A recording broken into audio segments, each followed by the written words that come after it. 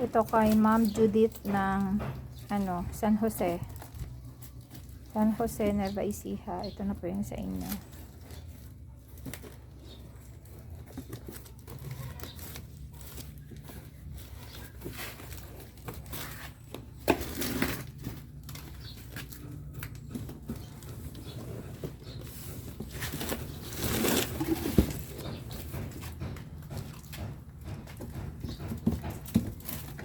Ayan.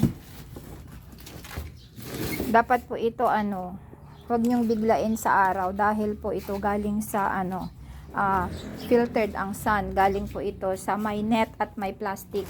Kasi kakaiba po yung init ngayon sobrang init.